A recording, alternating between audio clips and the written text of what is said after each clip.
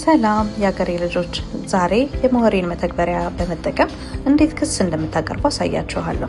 ይህ ክስ የሚሆነው በአሰሪና በሰራተኛ መካከል በሚፈጠሩ ችግሮች ኮምፕሌን ማድረግ ካፈለጋችሁ በመጀመሪያ ሞህሬ የሚለውን አፕሊኬሽን ስልካችሁ ላይ ዳውንሎድ በማድረግ ሞህሬን በመተግበሪያ ከከፈቱ በኋላ ከስር በቀኝ በኩል ያለውን ሜኑ የሚለውን ቁልፍ ይጫኑ።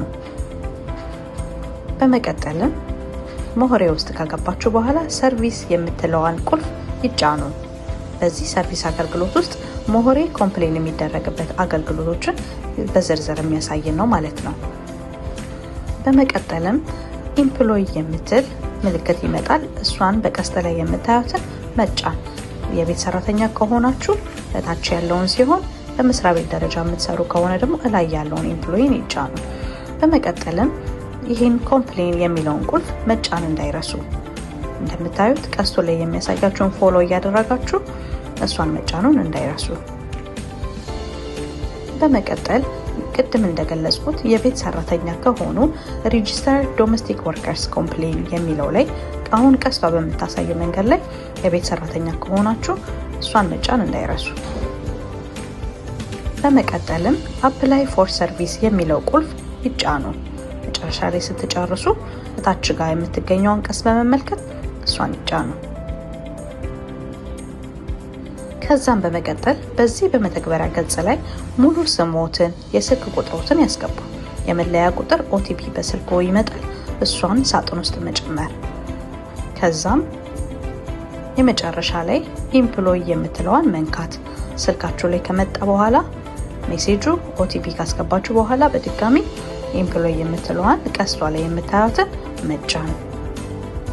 በመቀጠል በዚህ ገጽ ላይ የሌበር ካርድ ወይም የፓስፖርት ቁጥሩን፣ ስሙን፣ ጾታውን፣ የልደት ቀኑን ያስገቡ። በመጨረሻ ሰርች የሚለውን ይጫኑ። በመቀጠል ወደዚህኛው ፔጅ ስንገባ እዚህ ገጽ ላይ ስትደርሱ ስማችሁን ማየት አለባችሁ። እንዲሁም ኮምፕሌን የምታደርጉበት ወይም ክስ የምታቀርቡበት ካምፓኒ ካለ ስሙን እዩ። ያስታውሱ፣ አንደኛ ስሙን መኖር ያረጋግጡ። ሁለተኛ የሚከሱበት ካምፓኒ ስም መኖሩን ያረጋግጡ። ሶስተኛ በመቀጠልም ከካምፓኒው ፊት ለፊት ኮምፕሌን የሚለውን ቁልፍ ይጫኑ። እዚህ ገጽ ላይ የኮምፕሌን ቁጥሩን ማየት አለቦት ግዴታ። በቀይ የተከበበውን ምልክት በወረቀት ይጻፉ።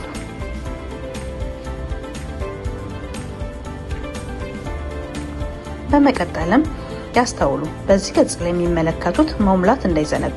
የአሰሪዎትን ቁጥር፣ የራስዎትን ኢሜል አድሬስ ካላችሁ፣ የስራ ቦታ፣ የስራ አይነቱ ያስገቡ።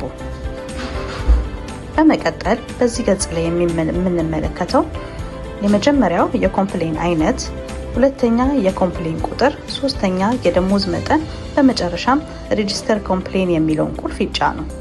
በመጨረሻም ትክክለኛው ሂደቱን በተከታተላችሁት መሰረት ሞህሬዎችን ራሳቸው ይደውሉላችኋል። በትክክል ከሞላችሁት። የትኛውም ጥያቄ ካላችሁ እዚህ ላይ መጠየቅ ይቻላል። ኮሜንት፣ ፎሎ፣ ሼር እያደረጋችሁ በሚቀጥለው ላይ የሚመጣ ማስረጃ ካለ ትከታተላላችሁ። ቴንክ ዩ